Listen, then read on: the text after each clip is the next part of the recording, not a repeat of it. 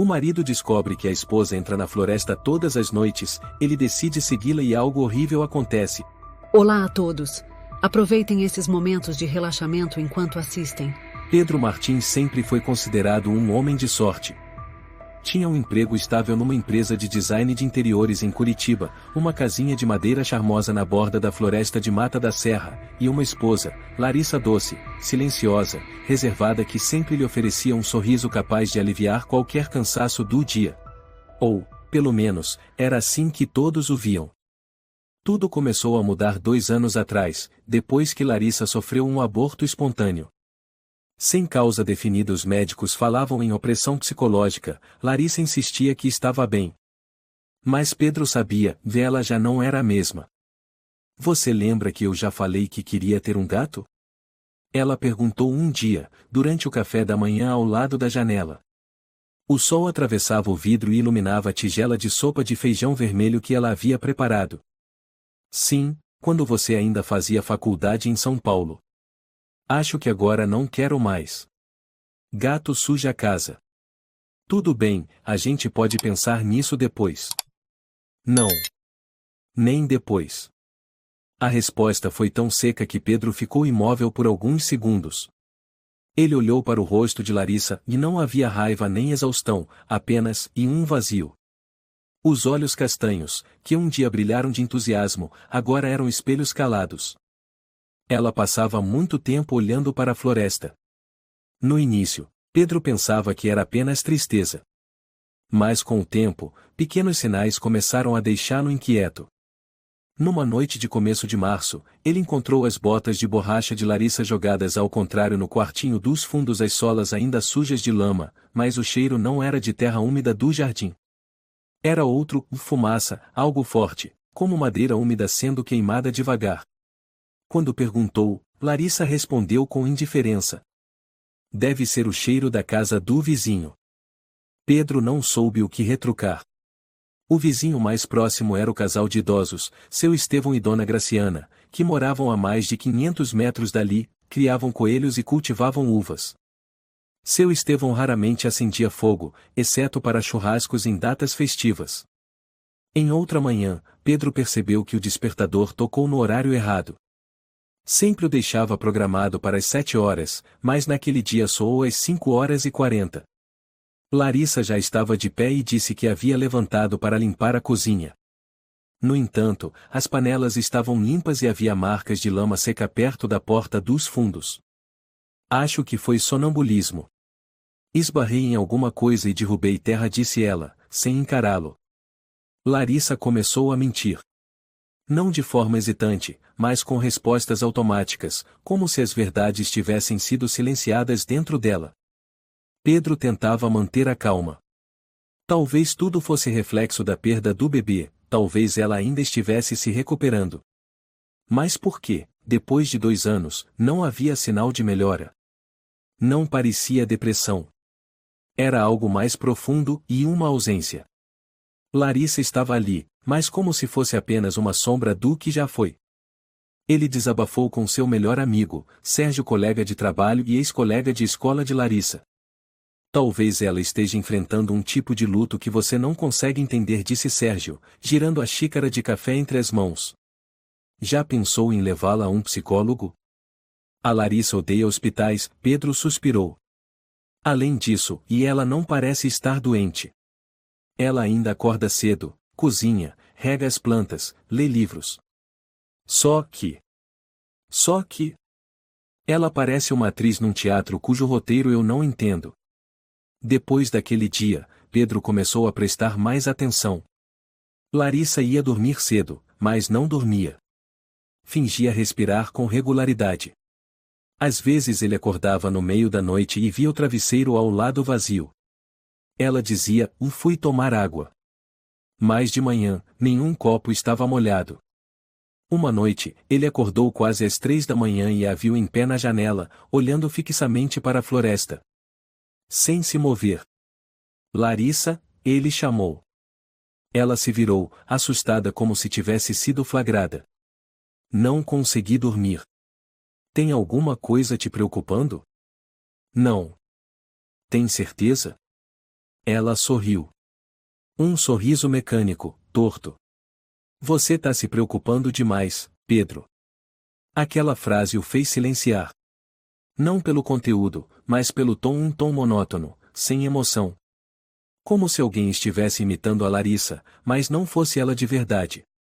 No dia seguinte, Pedro foi à casa dos pais de Larissa, o casal Reis e Teresa.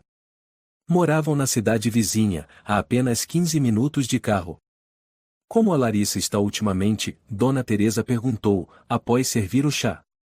Não sei dizer, ela anda muito e estranha. Seu Reis franziu a testa. Ela ainda vai à missa aos domingos? Não. Ainda lê? Sim. Mas não lê mais romances.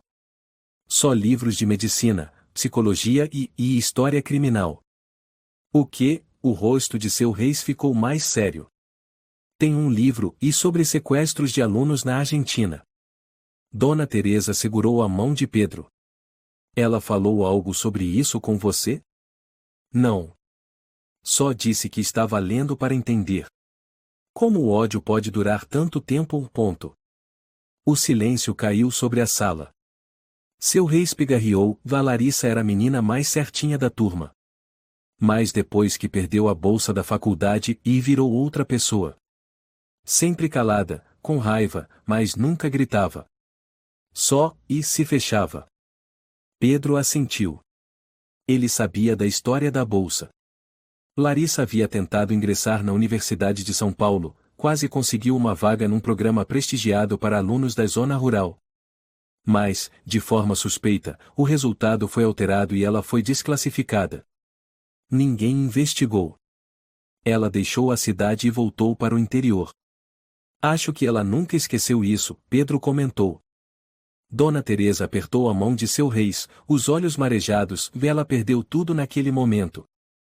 Naquela noite, ao voltar para casa, Pedro viu Larissa arrumando flores na bancada da cozinha. Suas mãos ágeis ajeitavam orquídeas brancas num vaso de porcelana. Ela estava serena como sempre, com o cabelo preso, suéter marrom claro. Mas sob a luz amarelada, seu rosto parecia mais magro, as olheiras mais fundas. Ela ainda era bonita, mas de um jeito estranho, distante. Eu sei que você foi falar com meus pais hoje, ela disse, sem virar o rosto. Eu me preocupo com você. Não se preocupe. Eu estou bem. Você não está bem, Larissa. Você acorda às 2 da manhã, sai de casa, esconde roupas sujas, muda o alarme.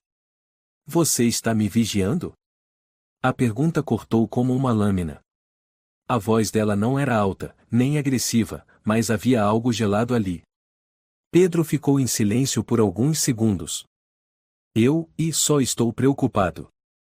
Larissa se virou, os olhos calmos, não pergunte mais. Tem coisas que não têm resposta. Só tem aceitação. Pedro engoliu seco. Aquela frase soava como um aviso. Um fim para todas as perguntas. Mas, ao mesmo tempo, o começo de um abismo do qual ele não conseguiria mais escapar. A chuva daquela noite não era forte, mas insistente e fria, como se penetrasse os ossos. Pedro acordou no meio da madrugada, sem saber se fora o barulho das gotas no telhado ou um som estranho vindo do andar de baixo. Olhou o relógio, em 2h57. O quarto ao lado estava escuro. Larissa não estava ali. Ele se levantou, foi até a janela. A cortina estava entreaberta, e na luz fraca da varanda dos fundos, ele viu uma silhueta. Uma mulher com uma capa de chuva escura caminhava em direção à mata. A cabeça baixa, passos apressados, as botas afundando no solo úmido com um som pesado e molhado. Pedro ficou imóvel. O coração acelerado. Parte dele queria chamá-la de volta, mas outra parte dizia, fique quieto. Observe. Ele não dormiu mais naquela noite. Na manhã seguinte, na cozinha, Larissa agia como se nada tivesse acontecido. Estava cortando laranjas, preparando o suco como sempre. Você acordou cedo hoje? Pedro perguntou, sondando. Não, dormi até você acordar. Ela nem levantou os olhos. Eu acordei às 3 da manhã. Você não estava lá. Ela parou por meio segundo. Depois virou-se e sorriu. Deve ter sido quando eu fui alimentar o gato. Pedro piscou. Gato? Sim, um gato de rua. Tem um que costuma aparecer perto da porta dos fundos. Só deixei um pouco de comida para ele. Larissa, a gente não tem gato. Não temos, mas eu gosto dele. Pedro não respondeu. A conversa terminou de forma abrupta, como uma corda cortada no meio. Mas ele percebeu claramente que aquilo não era uma desculpa dita por acaso. Era uma mentira dita com fluidez, como se ela já a tivesse preparado de antemão. Ele começou a fingir que dormia todas as noites. E todas as noites, quase sempre no mesmo horário, Larissa desaparecia. Na terceira noite, ele colocou o celular para gravar sob o armário da cozinha. Depois que Larissa saiu, ele ficou deitado no escuro, o coração batendo forte, imaginando 1000 cenários. Só quando ouviu a porta dos fundos se fechar é que conseguiu soltar o ar preso nos pulmões. Na manhã seguinte, ele ouviu a gravação. No começo, apenas passos, o som da chuva fina, o rangido leve da porta sendo aberta. Mas então... chuás. Corrente? Ou algum tipo de corda sendo arrastada? Depois, o som de um cadeado. E então, um gemido muito baixo. Difuso. Como o som de alguém tentando conter um grito. Pedro pausou, as mãos suando. Repetiu aquele trecho várias vezes. Não era um gato. Impossível. Levou a gravação para Sérgio ouvir. Parece, e metal, Sérgio franziu a testa. Você tem certeza que a Larissa não está escondendo algum animal? Pedro balançou a cabeça, desanimado. Não tem sinal nenhum. E aquele gemido, e nenhum animal geme daquele jeito. Era uma pessoa. Será que tem algum invasor na floresta? Então por que a Larissa vai até lá toda noite? Sérgio ficou pensativo. Acho que, e você vai ter que seguir ela. Não tem outro jeito. Na sexta noite, Pedro levou o celular, uma lanterna pequena e o canivete que nunca pensou que fosse usar. Vestiu uma capa de chuva e esperou Larissa sair de casa, como das outras vezes, antes de segui-la silenciosamente. A mata da serra estava úmida e gelada. As árvores eram densas, suas raízes antigas entrelaçadas como mãos retorcidas. O chão sob seus pés era encharcado e lamacento. Larissa ia na frente, a uns 20 metros de distância, alheia ao fato de estar sendo seguida. Ela não levava lanterna. Mas parecia conhecer cada passo, cada curva do caminho, como se aquele lugar já fizesse parte dela. Pedro prendeu a respiração ao vê-la parar diante de um arbusto grande. Ela se abaixou, afastou alguns galhos espinhosos e entrou. Ele esperou um pouco, depois se aproximou com cuidado. Atrás do arbusto, havia um barraco de madeira improvisado, construído com tábuas velhas, inclinado sobre um barranco. Sem janelas.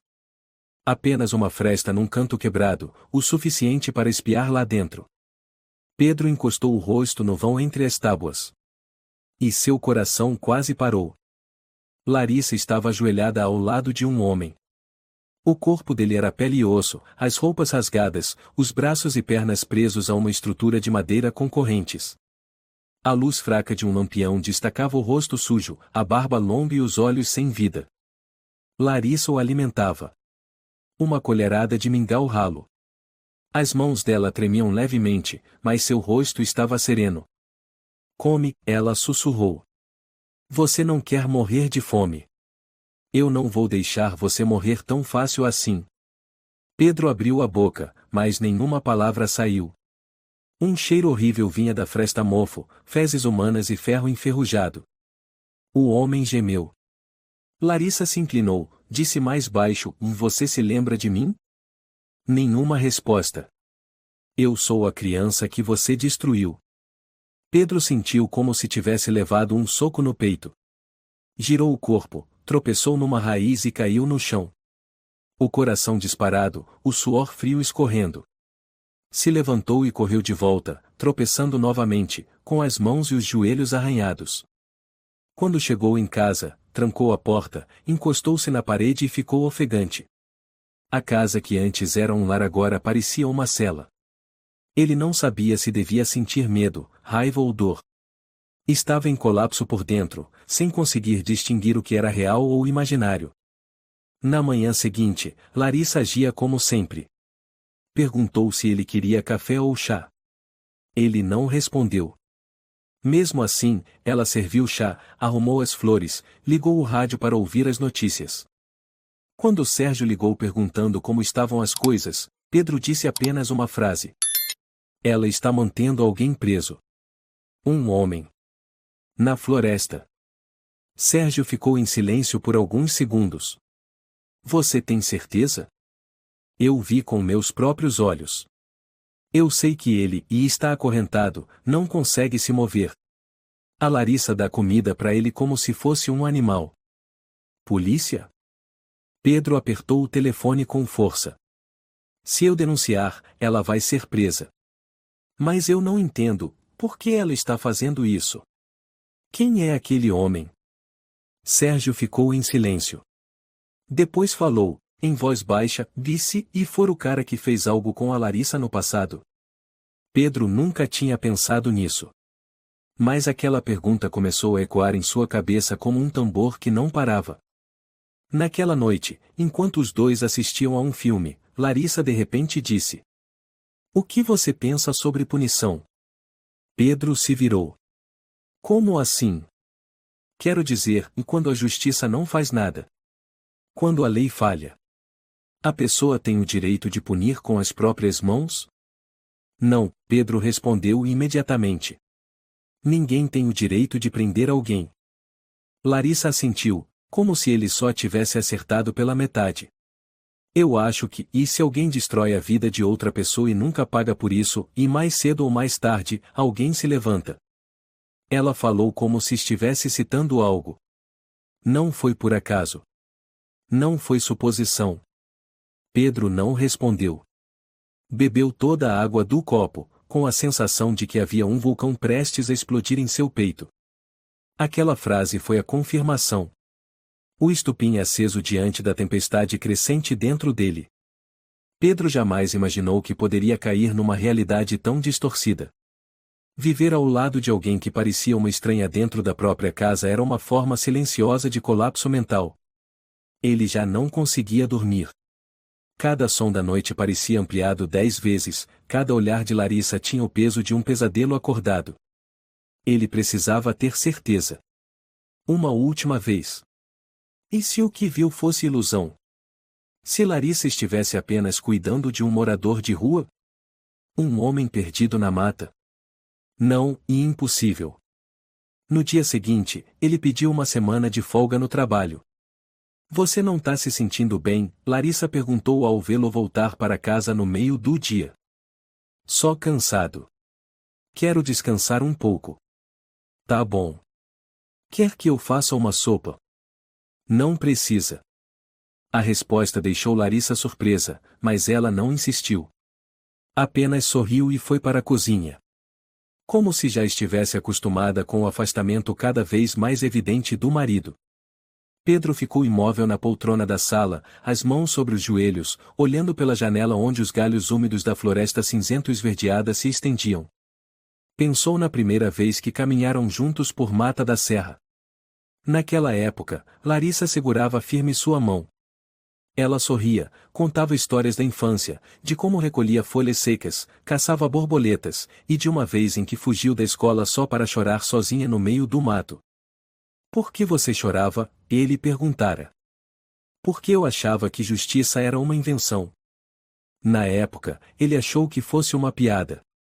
Pedro passou a tarde inteira se preparando com cuidado, uma lanterna de alta potência, uma câmera miniatura comprada online meses antes, um cartão de memória novo. Instalou tudo na fresta de madeira do barraco que havia visto. Escondeu bem. Não deixou pistas. Larissa não descobriria. Naquela noite, ele decidiu seguir de novo. Dessa vez, foi mais cedo, para interceptar Larissa em vez de ir atrás dela. Escolheu um caminho alternativo pelo lado leste da colina, seguindo por uma antiga trilha de caça. Conhecia aquele trajeto porque havia feito com Carlos, primo de Larissa, 2 anos antes. Carlos agora morava em Lisboa e os dois quase não mantinham mais contato. Quase chegando ao local, ele desligou a lanterna e se agachou como um soldado em missão de reconhecimento. O vento assobiava suavemente entre os galhos, carregando consigo um leve cheiro de podridão e cinzas. Larissa apareceu exatamente como ele previa, pontual como se fosse um ritual enraizado. Ela usava um casaco longo de cor cinza chumbo, carregando uma sacola plástica preta. Nenhuma luz, nenhuma lanterna. Abriu a cabana, abaixou-se e entrou. Pedro colou o corpo contra o tronco de uma árvore, sem ousar mover-se. Cerca de 10 minutos depois, a luz dentro da cabana começou a tremeluzir. Uma lamparina havia sido acesa. Ele espiou por uma fresta nova, que havia descoberto na noite anterior enquanto examinava cuidadosamente a estrutura. Larissa estava limpando o rosto do homem acorrentado com um pano úmido. Seus gestos eram suaves, meticulosos. Você precisa estar limpo, ela disse. Não complique mais as coisas. Eu não vou deixar você morrer, você sabe disso. O homem continuava em silêncio. Apenas respirava com dificuldade. Uma manta fina cobria suas pernas, os joelhos, visíveis, estavam cobertos por feridas infeccionadas. Pedro sentiu um nó na garganta. Você lembra de mim? Larissa voltou a perguntar, desta vez num sussurro. Sou Larissa Campos. Aquela aluna que você chamou à lousa no simulado. Aquela cuja nota você alterou só para receber um envelope da filha do diretor. Pedro ficou paralisado. O que ele estava ouvindo e era específico demais. Você me fez perder a bolsa da Universidade de São Paulo. Lembra? Eu só precisava de mais 0,5 ponto. Mas o boletim foi alterado. Meus pais acharam que eu menti. Eu perdi tudo. A juventude. A dignidade. O futuro. Larissa colocou o pano de lado. Olhou para ele por longos segundos. Mas agora você se lembra, não é? Os lábios do homem se moveram. Pedro não conseguiu ouvir o que ele dizia. Só viu uma lágrima escorrer pela face magra e disforme. Larissa se levantou, abriu a sacola plástica e dentro, uma marmita de mingau. Ela pegou uma colher, soprou levemente e o alimentou. Não derrube de novo. Eu não vou limpar. Eu não sou empregada. Eu sou a executora. Pedro não aguentou mais. Virou-se, tremendo. Sentia a ânsia de vômito. Seu corpo todo parecia coberto por uma gosma imunda impossível de lavar. Ele já não reconhecia a mulher com quem havia vivido por 8 anos. Aquela a quem ele havia pedido em casamento em Gramado, durante uma viagem de primavera. Ele esperou Larissa sair da cabana e então voltou até lá, cuidadosamente retirou o cartão de memória da câmera. Todo o caminho de volta, parecia um zumbi. Na manhã seguinte, Pedro sentou-se em seu escritório, as mãos trêmulas ao inserir o cartão no computador. O vídeo apareceu em baixa resolução, mas nítido o suficiente. Toda a cena de Larissa limpando o homem, dando-lhe comida, suas palavras, seus olhos. Um cenário miserável, horrendo, como extraído de um romance sombrio. Ele salvou o vídeo em 3 lugares diferentes. Uma cópia num pendrive escondido sob a poltrona. Uma em um e-mail salvo como rascunho. E outra num HD externo trancado na gaveta. Larissa entrou no cômodo, suave como sempre. Quer comer o que no almoço? Pedro se virou, forçando um sorriso, faz o que você quiser. Ela sorriu, um sorriso sem vida. Você é tão fácil de agradar. À tarde, Pedro foi até uma cafeteria chamada La Esquina, onde Carla, ex-colega de Larissa, era dona. Ela era uma das poucas pessoas com quem Larissa ainda mantinha contato ocasional. Carla, Pedro começou, em voz baixa, você sabe se algum professor causou problemas para Larissa na época do colégio? Carla franziu a testa. Como assim? Alguém que abusou do poder. Que tenha feito algo contra ela. Não ouvi nada diretamente. Mas, havia boatos sobre o Gaspar Oliveira, o professor de literatura. Diziam que ele favorecia alunas ricas. Teve um ano em que ele deu notas absurdas, e muita gente perdeu bolsa. A Larissa estava nesse grupo. Você sabia que as notas tinham sido alteradas? Ouvi dizer. Nunca foi comprovado. Todo mundo tinha medo de se envolver. Pedro apertou os punhos. Então era verdade. Aquele homem existia. Não era delírio. Não era invenção. Por que você está me perguntando isso? Carlo olhou com preocupação. Pedro balançou a cabeça. Só quero entender melhor a Larissa. Carla assentiu lentamente. Acho que, e se alguém guarda ódio por tantos anos sem falar, ou enlouquece, ou faz algo para se sentir no controle. Pedro saiu da cafeteria como se estivesse sendo lançado para fora da gravidade. Tudo ao redor parecia irreal, como um pesadelo sem fim. Começou a garoar. Ele não abriu o guarda-chuva. Deixou a camisa molhar, os cabelos escorrerem. Em casa, abriu o vídeo novamente. Parou no momento em que Larissa limpava as feridas de Gaspar o homem na cabana. O olhar dele naquele instante não era mais de um homem livre. Era o de uma criatura domada. Punida. Mas ainda sem saber por quê. Pedro levantou-se e encarou o espelho. Quem está morando nesta casa? Quem dorme ao meu lado toda noite?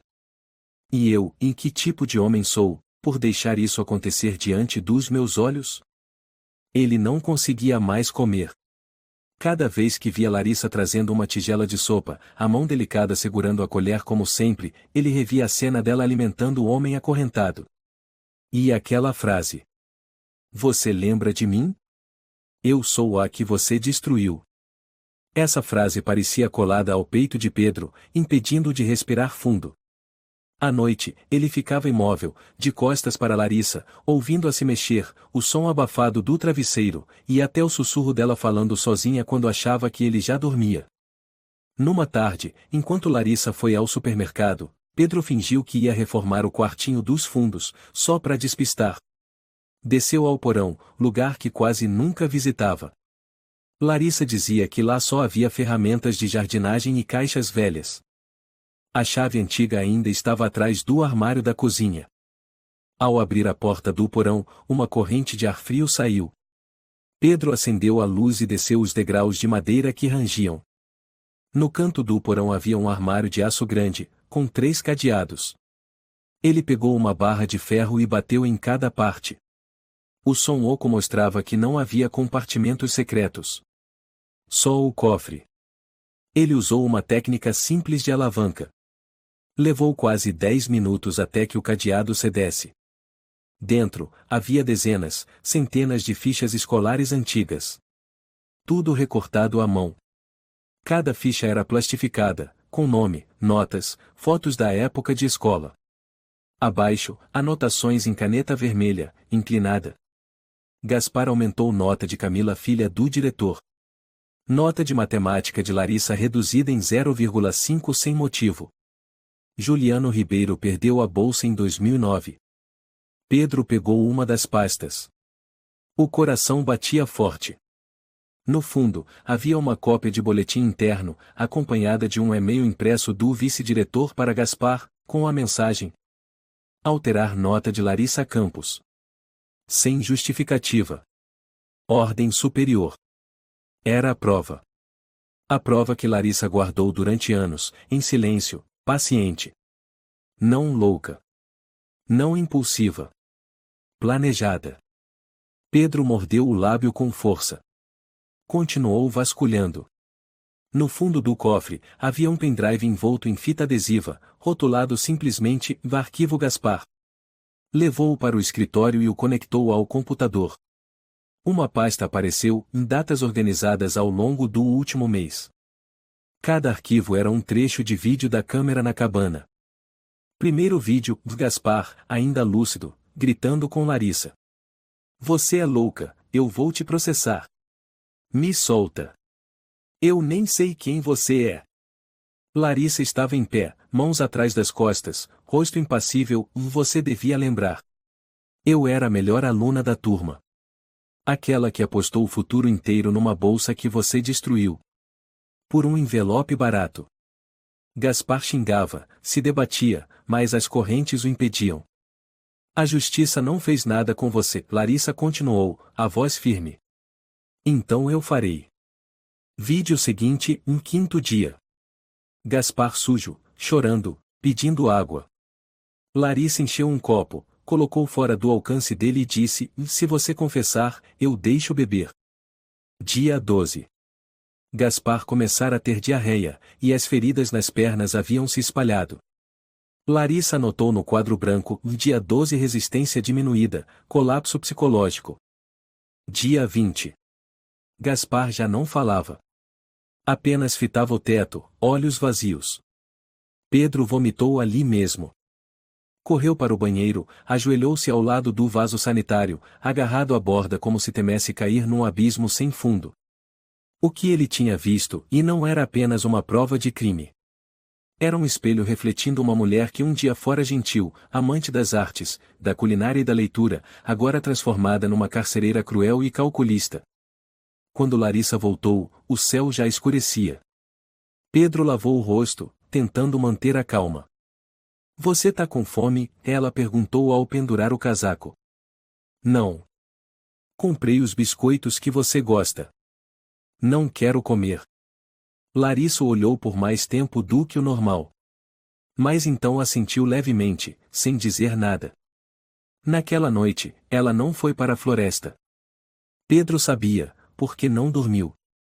Ficou acordado até as 4 da manhã, os olhos arregalados, ouvindo o tic-tac do relógio como golpes precisos cortando seus nervos. Na manhã seguinte, ele falou. Larissa. Sim. Eu fui no porão. Larissa parou. Você, e viu o quê? O pendrive. Os arquivos. Os vídeos. Ela pousou o copo devagar. Muito devagar. Você já viu então, ela disse, voz baixa. Tudo. O Gaspar. O que você fez com ele? Você registrou, e dia por dia. Larissa não desviou o olhar. Sentou-se na cadeira em frente a ele, encarando-o. Eu não ia esconder isso de você para sempre, ela disse. Mas não achei que você veria agora. Larissa, e você está mantendo uma pessoa em cativeiro. Isso é inaceitável. Inaceitável para quem? Ela rebateu. Para a moral. Para a lei. Para e humanidade. Larissa deu uma risada curta. Não de desprezo, mas de tristeza. Ele viveu livre por mais de 10 anos, Pedro.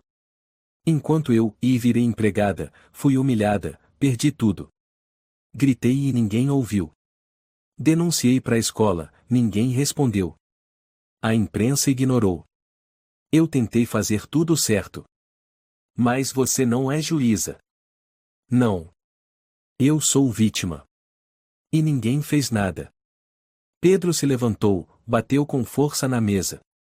Isso não é justiça. Isso é uma cela. Você está se destruindo. Larissa o encarou. Os olhos úmidos, mas a expressão assustadoramente calma.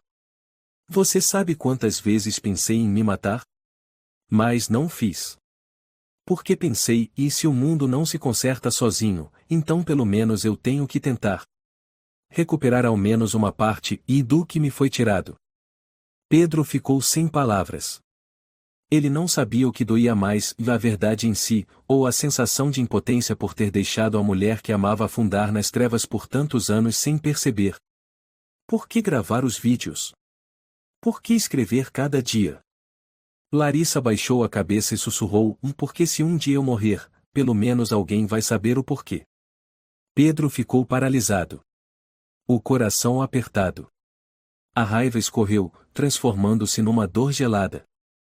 Você não é mais você, Larissa, ele disse, voz rouca. Ela levantou o rosto. Os olhos, mesmo cercados de olheiras, brilhavam. Não, Pedro. Eu ainda sou eu. A diferença é que, finalmente, fiz o que ninguém teve coragem de fazer. Sem lágrimas. Sem gritos. Apenas o silêncio assustador de quem sabe exatamente o que está fazendo.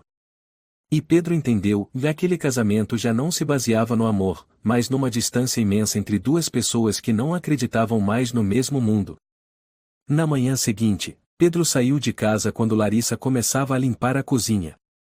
Disse apenas: vou dar uma volta. Larissa assentiu, sem questionar. A silhueta dela desapareceu atrás da janela, embaçada na névoa da manhã. Ele não foi a lugar algum. Apenas deu a volta no quarteirão e voltou pela porta dos fundos, como um fantasma. Dessa vez, queria vasculhar tudo com mais rigor. Não por curiosidade, mas por medo. Um medo que grudava em sua pele. Larissa não só havia sequestrado alguém. Ela planejou. Observou. E talvez tivesse feito ainda mais. A garagem foi o primeiro alvo. Ele abriu o porta-malas do Renault Clio velho de Larissa, o carro que ela usava semanalmente ou para ir ao mercado ou à biblioteca da cidade. Debaixo do compartimento, havia uma caixa plástica preta, pesada e bem fechada. Ele abriu, e dentro havia alicates, luvas de borracha, abraçadeiras plásticas, um rolo de fita adesiva larga, antissépticos, álcool, e um pequeno pacote com algo que parecia sedativo. Cada item estava organizado como num kit profissional. Pedro inspirou fundo. As mãos tremiam. Ao lado, um caderno com a lombada rasgada. Ele folheou, anotações minuciosas. Dia 4 resistência forte, mas sem arma. Dia 10 greve de fome. Forçado a comer com colher. Digestão ok. Dia 16 confuso, começa a implorar. Cada dia marcado com traços vermelhos. Como se fossem tarefas. Ou rituais. Ele fechou o porta-malas, nauseado. Aquilo não era impulso. Larissa havia monitorado, registrado e organizado tudo como um experimento humano. Depois, desceu ao porão. Dessa vez, procurou embaixo das caixas velhas marcadas como coisas do casamento ou caixas que ele nunca havia tocado. Dentro de uma caixa de papelão úmido, encontrou um álbum antigo, sem fotos de casamento, sem flores ou vestidos brancos. Apenas fotos de escola, fotos de turma, recortes de jornais locais, imagens de Larissa na primeira carteira, olhos brilhantes, sorriso aberto. E entre elas, fotos de um homem, Gaspar Oliveira. Fotos dele na mesa dos professores. Fotos com o diretor. E uma foto dele apertando a mão de uma aluna, Camila, filha do diretor, com a legenda em vermelho. A mão que destruiu meu futuro. Dentro de um envelope fino, Pedro achou cópias de documentos administrativos, nomeações, resultados de bolsa, boletins cancelados de Larissa. Um deles riscado com tinta vermelha e a frase: "Eles riram enquanto eu chorava." Pedro caiu sentado no chão, o coração socando seu peito. Cada evidência era como uma rocha caindo em seu íntimo, quebrando aos poucos a imagem daquela esposa doce, reservada, atenciosa. Jamais imaginara que ela fosse capaz de abrigar tanta raiva durante anos, silenciosa, crescente até explodir. Mas ainda não era tudo. Ele vasculhou a gaveta de um armário de madeira no canto do porão, onde Larissa sempre dizia que guardava apenas livros de culinária antigos. Lá dentro, encontrou um HD externo, com um bilhete escrito à mão. "Só abra se eu não estiver mais viva." O coração dele disparou. Mesmo com as mãos trêmulas, ligou o HD ao laptop. Uma pasta apareceu, um dossiê da dor. Dentro, uma série de vídeos longos. Não da cabana, mas gravações feitas pela própria Larissa.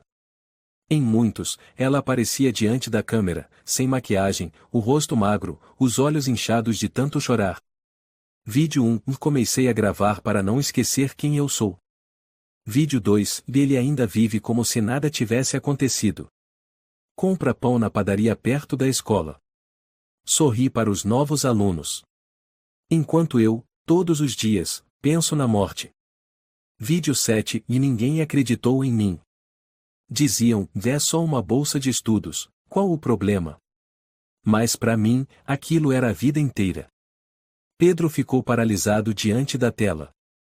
Cada palavra de Larissa era como um tapa que lhe rachava o rosto. Não era alguém que havia perdido a sanidade. Nem uma pessoa em colapso. Larissa falava com clareza, lucidez, dor, mas com total controle. A voz constante, desesperada como uma sentença escrita em silêncio durante anos. No fim da pasta, havia um vídeo mais longo. Datado de 1 mês atrás. Larissa olhava direto para a câmera, vestia preto. Disse: "Amanhã, vou levar Gaspar para a cabana. Já preparei tudo. Ninguém sabe. Pedro, e se você encontrou este vídeo, é porque eu fui longe demais. Ou não consigo mais voltar." Pedro apertou os dedos contra o braço da poltrona. A frase chamava seu nome. Sem raiva, sem acusação.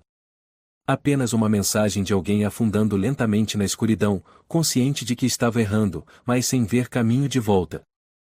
Ele ficou ali, imóvel, com a mão ainda sobre o mouse, mas sem clicar mais. A noite já tinha caído sem que ele percebesse. Lá fora, a chuva fina começava a cair. O som da campainha quebrou o silêncio com um estrondo cortante. Pedro se assustou. Desligou o computador, levantou-se e subiu as escadas. Ao abrir a porta, encontrou Estevão, o vizinho idoso, o rosto enrugado mais firme. "Desculpa incomodar", disse ele com o sotaque típico de Minas Gerais. "Vi sua esposa andando pela mata várias noites. Tá chovendo agora, e fiquei preocupado." Pedro engoliu seco. "Sim, e obrigado. Eu vou conversar com ela." Estevão assentiu, virou-se para ir embora, mas parou de repente. "Ah, e tem um barulho estranho vindo de lá há uns dias. Um tipo de uivo. Achei que fosse cachorro do mato. Mas é diferente." Pedro forçou um sorriso torto. "Pode ser raposa. Tem muitas por aqui à noite." Estevão o encarou por 2 segundos, depois deu um aceno leve. E tomara que seja." Quando o vizinho se afastou, Pedro ficou parado na porta. Uivo. Talvez Gaspar tivesse enlouquecido. Ou estava desesperado. Ou... Ele voltou para dentro, caminhando lentamente até o quarto. Larissa já tinha chegado e estava no banheiro trocando de roupa. Pedro ouvia o som da água, o tilintar dos cabides contra o azulejo. Sentou-se na beira da cama. Não acendeu a luz. Não disse nada. Apenas olhou para o teto. Tudo estava ruindo. Mas o mais aterrador era perceber que ele já não tinha certeza se ainda era um espectador. Ele ficou calado por tempo demais. Já desconfiava. Já sabia. Mas não fez nada. E agora, o seu silêncio também fazia parte da prisão. Larissa saiu do banheiro, cabelos ainda molhados, uma toalha fina sobre os ombros. Viu Pedro sentado ereto, as mãos sobre as pernas, o olhar perdido. "O que foi?" Ela perguntou, com a voz suave de quem ainda fingia ser a esposa cuidadosa. Pedro não respondeu de imediato. Apenas respirou fundo, exausto. "Eu sei que você já sabe que eu sei", Larissa continuou, aproximando-se, sentando-se na cadeira em frente a ele. "Não precisamos fingir mais." Ele a encarou. "Você não se arrepende?" Larissa balançou a cabeça. "Não. Você acabou de admitir que sequestrou uma pessoa, o manteve preso por 1 mês. Torturou, gravou vídeos, anotou tudo como se fosse um experimento e ainda assim não acha errado?" Ela entrelaçou os dedos, sem desviar o olhar. "Não acho errado comigo mesma. Com a lei, talvez eu tenha errado. Mas não me arrependo." "Você tem noção do que está dizendo?" Pedro cerrou os dentes. "Ele é um ser humano, Larissa. Um ser humano. E ele me viu como um ser humano, quando destruiu minha bolsa em troca de favores." Ela retrucou, a voz baixa e calma como água parada num poço fundo. Ele sorriu na cerimônia de homenagem aos alunos, enquanto eu estava trancada em casa, ouvindo meus pais me chamarem de mentirosa, encarando a carta de recusa. Depois, tive que arrumar minhas coisas, deixar São Paulo e nunca mais voltei. Pedro se levantou, deu alguns passos até a porta, depois voltou. Eu entendo que você foi ferida. Mas isso foi há mais de 10 anos. Você tentou seguir em frente, não foi? A gente construiu uma casa, uma vida. Você não pode carregar esse ódio para sempre. Larissa ergueu o rosto. O olhar dela era tão sereno que doía. É que você nunca soube o que é uma injustiça sem nome, ela disse. Eu não consigo esquecer, porque ninguém forçou ele a lembrar. Cada um sobrevive como pode. Essa foi a forma que encontrei. A sua forma é virar criminosa?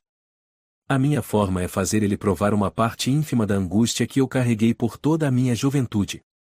Pedro recuou, bateu o quadril no canto do armário.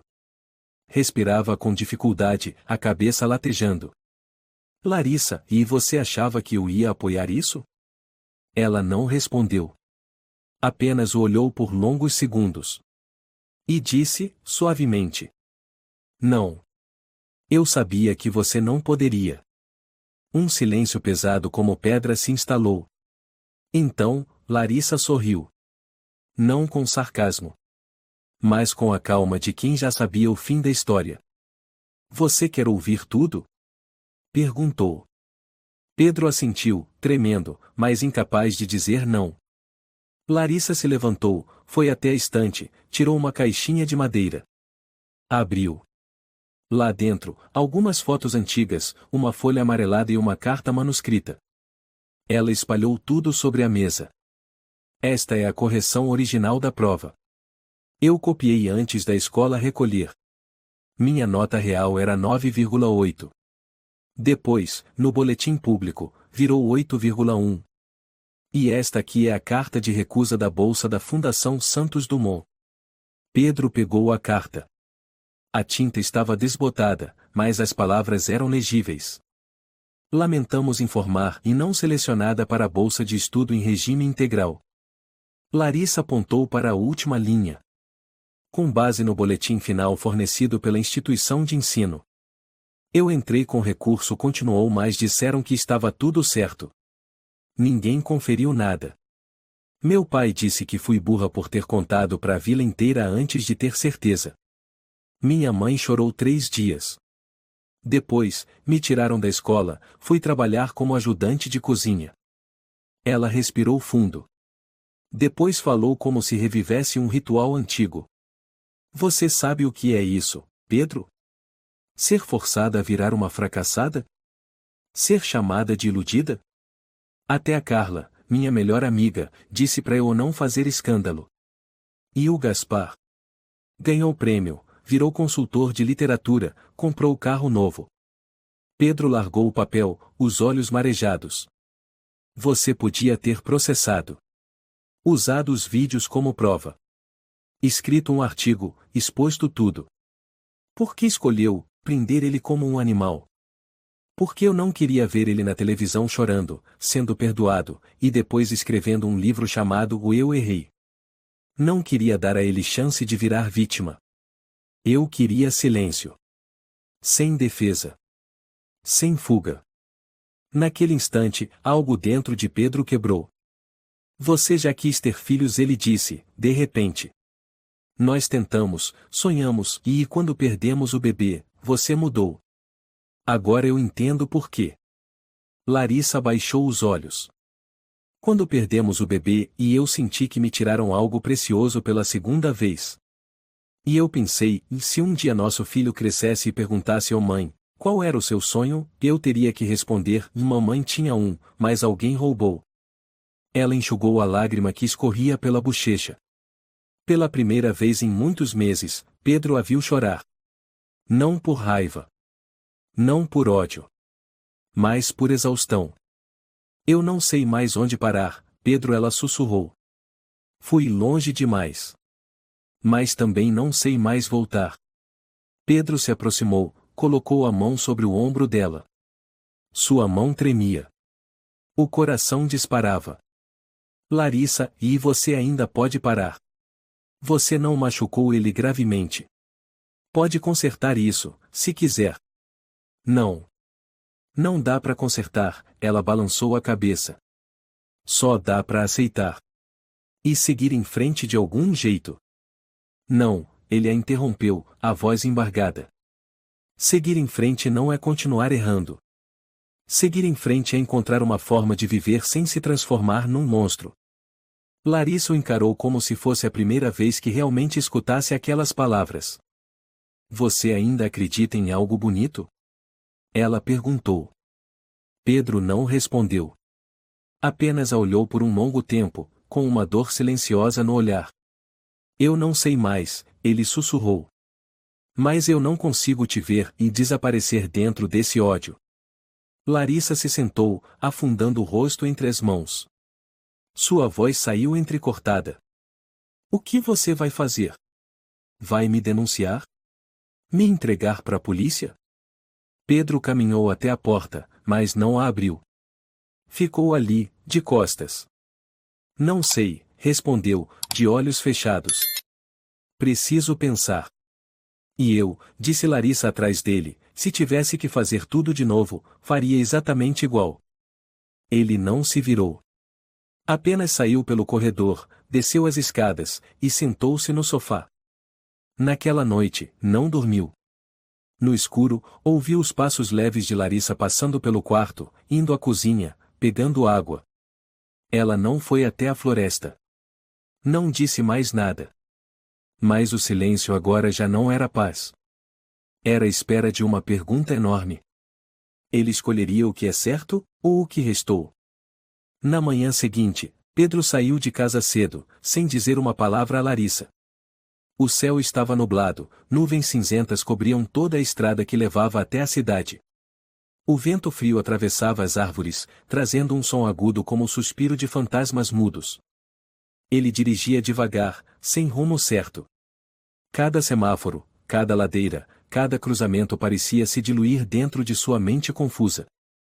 No bolso do casaco, o pendrive com todos os vídeos, áudios e anotações de Larissa pesava como um tijolo. Pedro chegou ao Parque Central de Curitiba quando o relógio marcava 8:30 da manhã. Era ali que costumavam se encontrar quando começaram a namorar, nos dias em que Larissa sorria, o rosto iluminado, os olhos brilhando como se nunca tivessem visto escuridão. Agora, tudo era diferente. Sentou-se num banco ao lado de uma fonte seca. Próximo dali, um grupo de alunos do ensino fundamental se reunia. Um menino franzino, de óculos, foi empurrado por 3 outros. Caiu no chão com força. A mochila voou, os cadernos se espalharam. O garoto começou a chorar. Pedro fechou o punho, pronto para se levantar. Mas ninguém disse nada. Os adultos que passavam desviavam o olhar. Uma mulher com um cachorro apenas lançou um olhar rápido, depois acelerou o passo. Ninguém interveio. Ninguém achou urgente. Os 3 agressores riram alto, depois foram embora como se nada tivesse acontecido. O menino se levantou sozinho, recolheu os livros em silêncio. Não pediu ajuda. Não chamou ninguém. Pedro permaneceu imóvel. A raiva crescia, sem um alvo definido, dirigida contra aquela indiferença sólida como concreto. Um sentimento familiar. Muito parecido com o que Larissa sempre dizia. Ninguém fala nada. Ninguém faz nada. Ele se lembrou das palavras de Carla, Larissa gritou. Mas todo mundo teve medo de se envolver. Lembrou-se de como Estevão desconfiou, mas não investigou. Lembrou-se de como ele próprio escolheu o silêncio por tantas noites por medo, por esperança, por não querer enxergar a verdade. Pedro viu a si mesmo nas pessoas que passaram pelo menino caído. Achava que era um homem bom.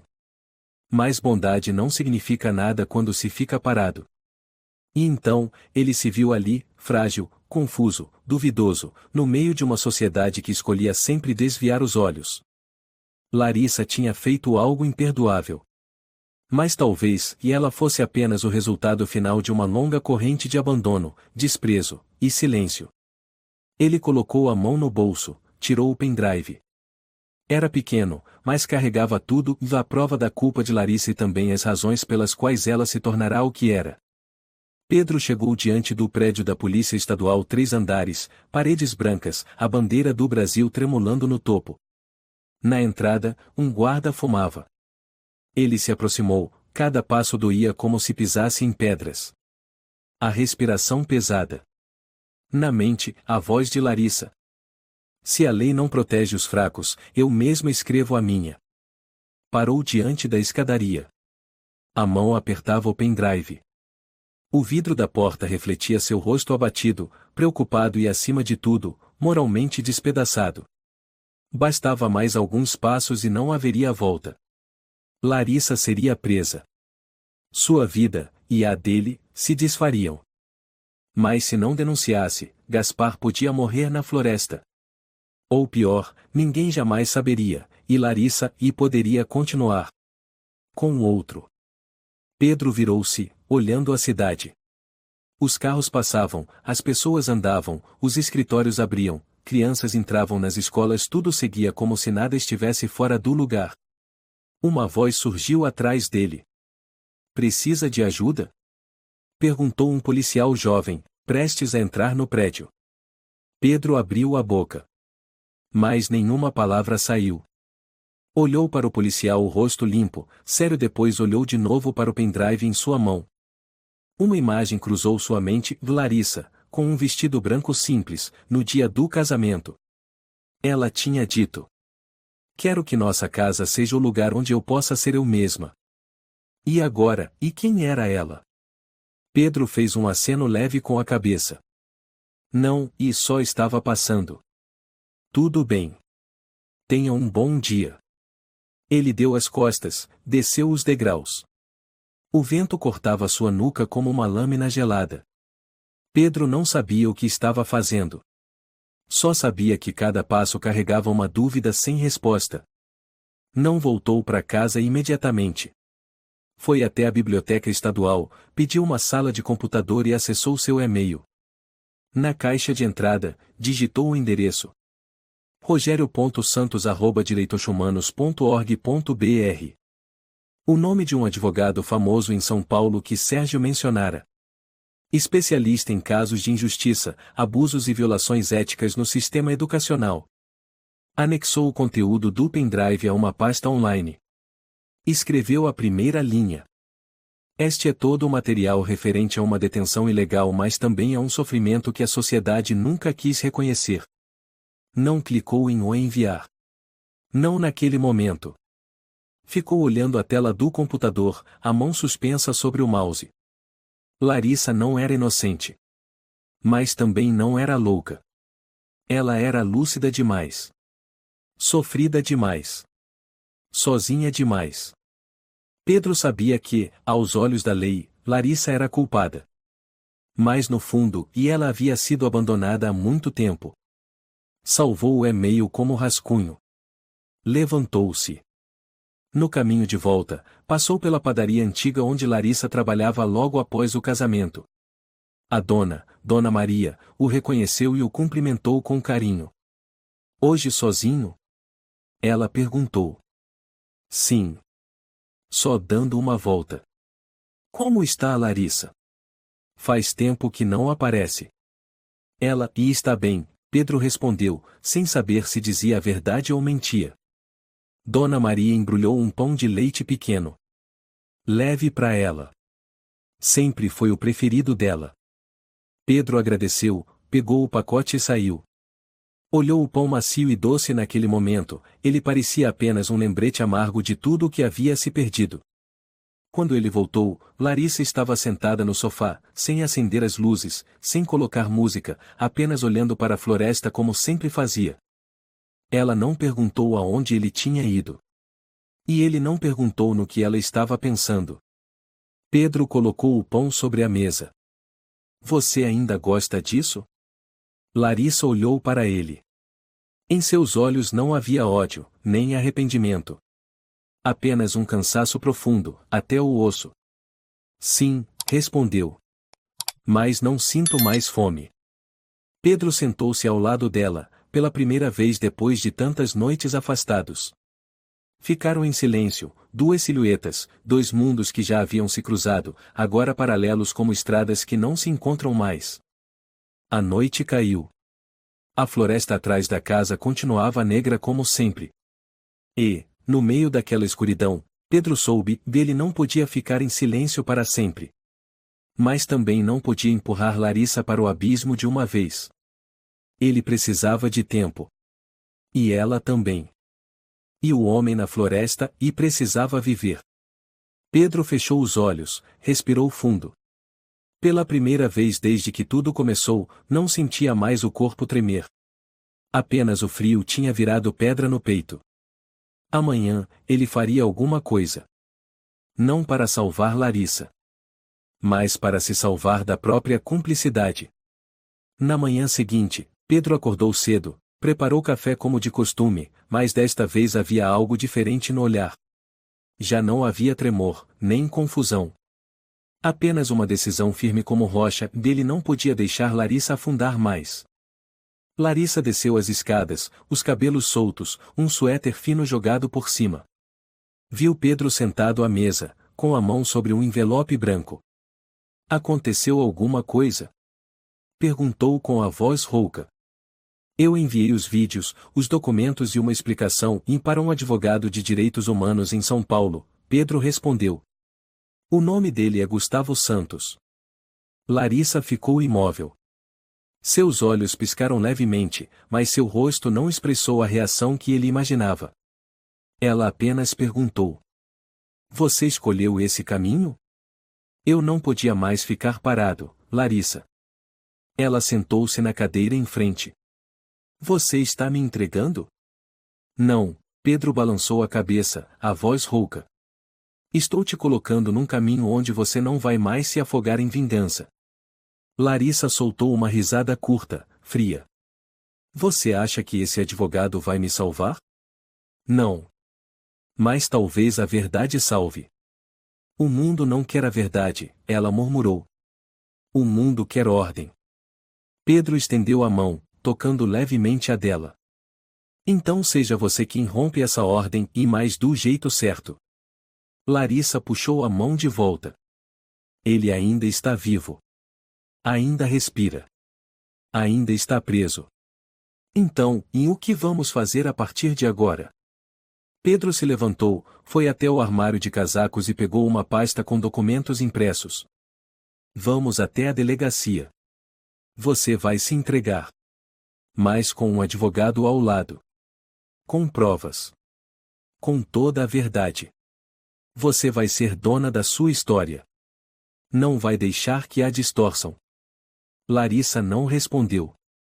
Mais uma vez, apenas silêncio. Ele não insistiu.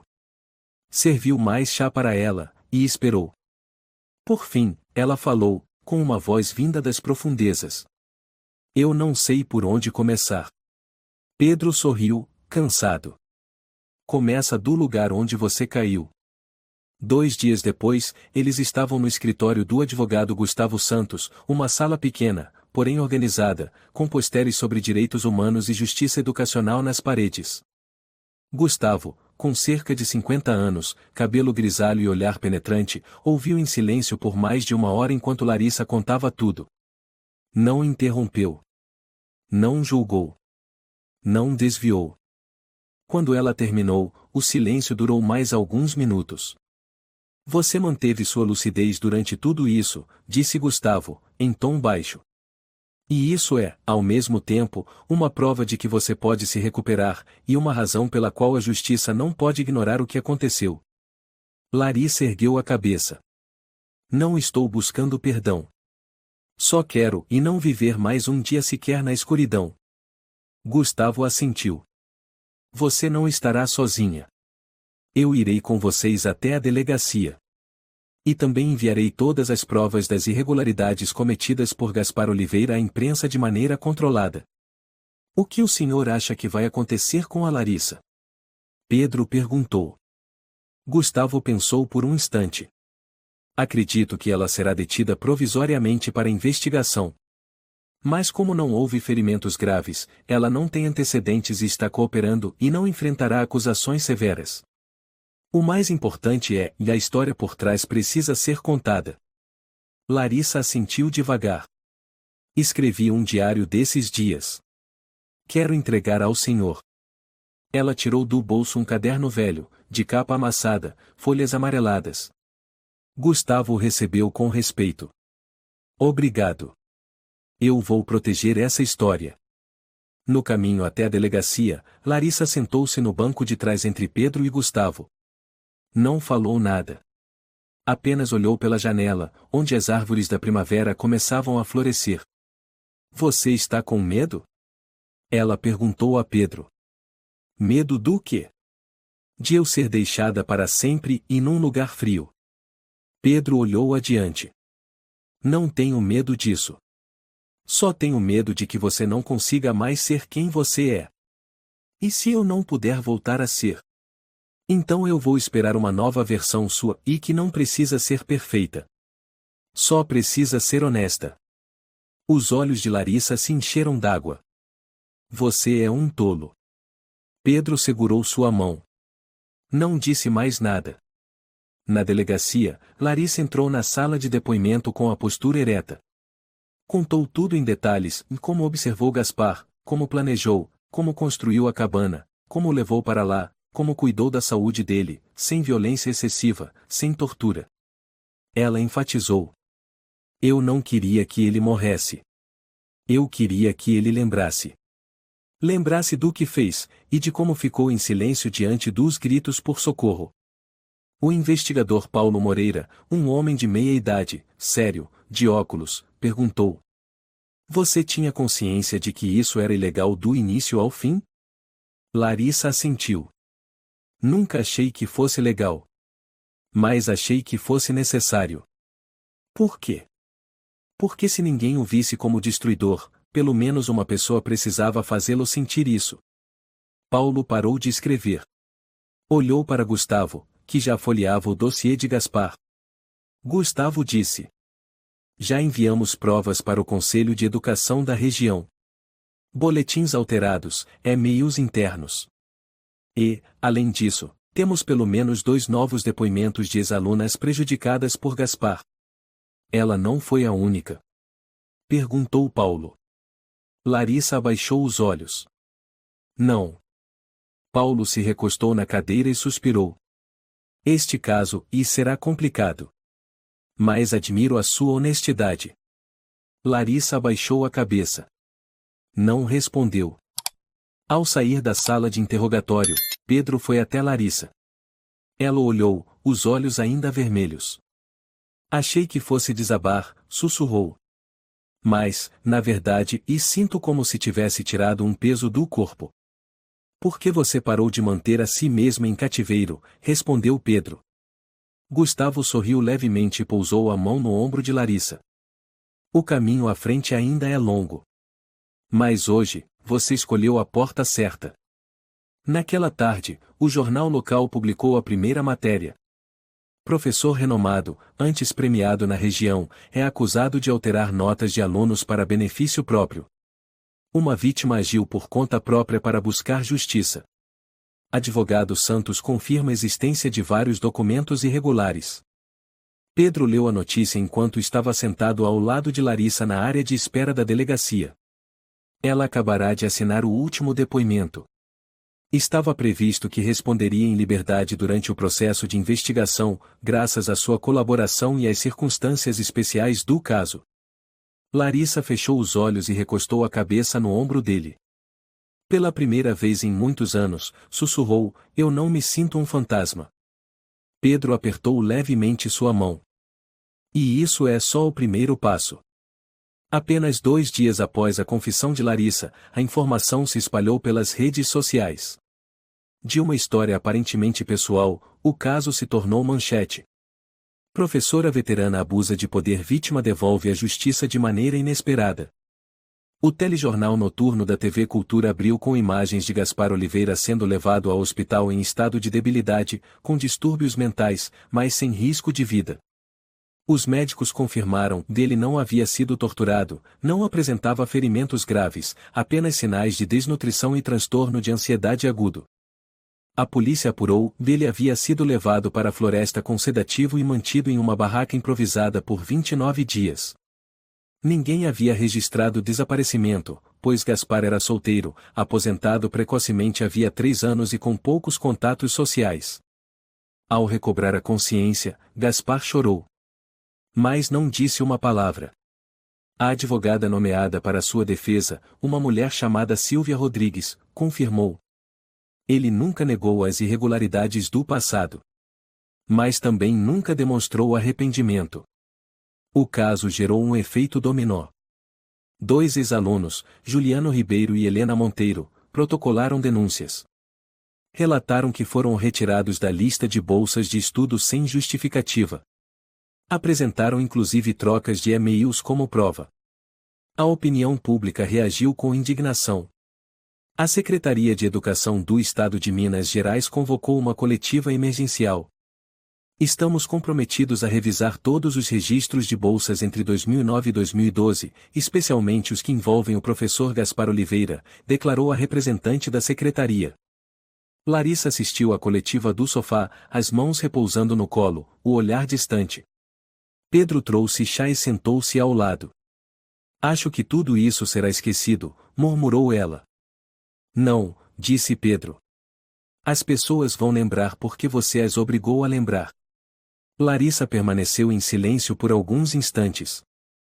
Se não fosse por você e talvez eu tivesse ido longe demais.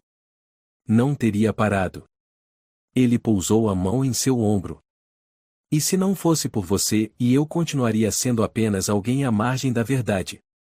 Ela o encarou pela primeira vez em muitos meses, o olhar suavizado, sem a névoa escura de antes.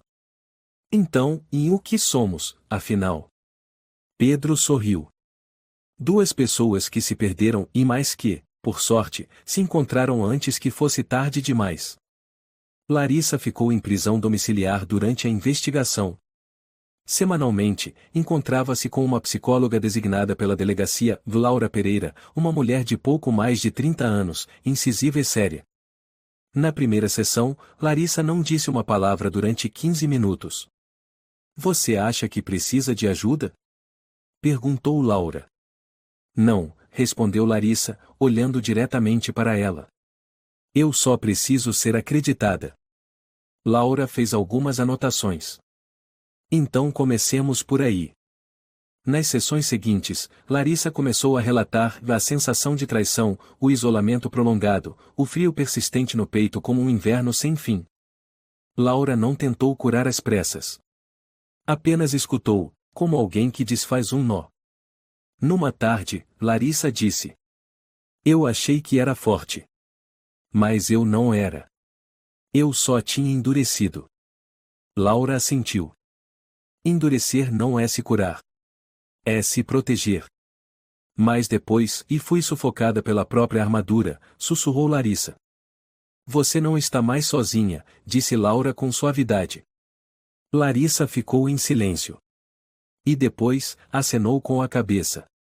3 meses depois, o tribunal declarou: Larissa Campos não representa perigo. Ela não seria condenada criminalmente por ter se entregado espontaneamente, por não ter causado ferimentos graves, por colaborar com a investigação, apresentar histórico clínico de depressão e não demonstrar intenção de matar. A sentença foi de medidas socioeducativas sem reclusão, com tratamento psicológico obrigatório e trabalho comunitário por 2 anos. Do lado de fora da sala do júri, dezenas de desconhecidos aguardavam não para protestar, mas para oferecer apoio. Pais, ex-alunos, defensores da justiça educacional. Uma mulher se aproximou, tirou um lenço da bolsa, emocionada.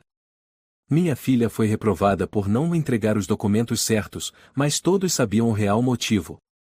Você fez o que nós nunca tivemos coragem de fazer. Larissa não respondeu. Mas as lágrimas caíram sem resistência. Pedro apertou forte a mão dela. Eles te ouviram. Ela assentiu, levemente. Pela primeira vez, não por revolta, mas por alívio.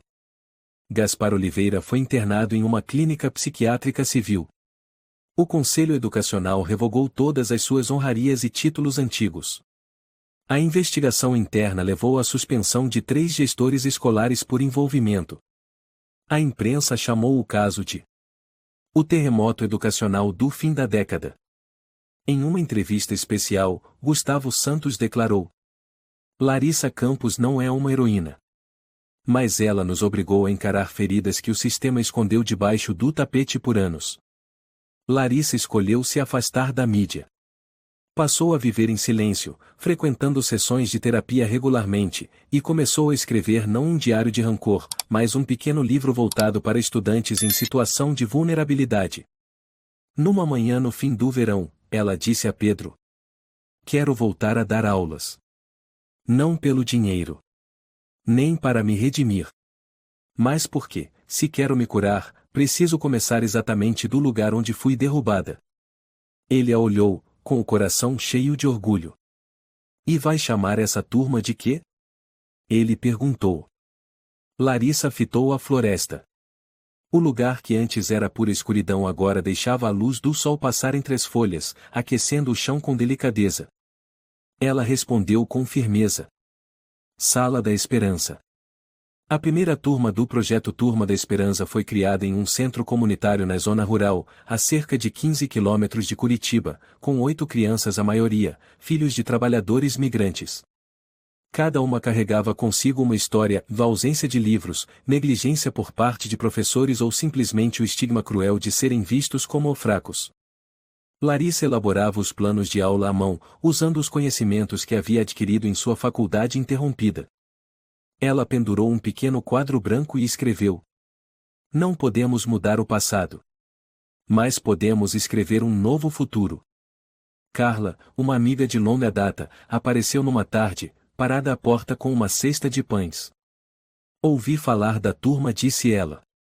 Posso ajudar de algum jeito? Larissa sorriu e abraçou a amiga. Achei que precisava carregar tudo sozinha. Mas agora entendo, e a esperança se constrói com muitas mãos. Pedro chegou no final da aula, sentou-se no fundo da sala e observou Larissa ensinar literatura, explicando como a metáfora pode expressar a dor. Em seus olhos, já não havia peso. Apenas luz. Quando os alunos estavam saindo, um garotinho voltou e perguntou: Professora, por que a senhora escolheu o nome O Esperança? Larissa se agachou, olhou nos olhos dele e respondeu: Porque eu tinha perdido a esperança. Mas alguém trouxe ela de volta para mim. Pedro, do lado de fora, escutou. Seus olhos se encheram de lágrimas. Caminharam de mãos dadas enquanto os alunos desapareciam ao longe, e o sol se punha atrás das montanhas distantes. O lugar que foi o mais profundo do meu abismo. Sussurrou Larissa, e foi você quem iluminou. Pedro não disse nada. Apenas apertou a mão dela com firmeza. O vento soprou, carregando o perfume dos jasmins da estação. A floresta já não era treva. Era um novo começo. Essa história é um lembrete poderoso de que a justiça não pode ser construída sobre o ódio. O silêncio da sociedade diante da injustiça pode empurrar pessoas ao desespero e a atitudes extremas. Mas não é pela vingança, e sim pela cura, pela verdade, pela coragem e pela humanidade que se traça o verdadeiro caminho. O perdão não apaga o que foi feito, mas ajuda quem sofreu a se reencontrar. Ouça. Haja. E jamais deixe que os vulneráveis lutem sozinhos pelo que é justo. Se você gostou desta história, convidamos você a dar um like e se inscrever em nosso canal. Seu apoio nos motiva a continuar trazendo histórias comoventes quase todos os dias. Estamos muito agradecidos pelo seu apoio. Até breve.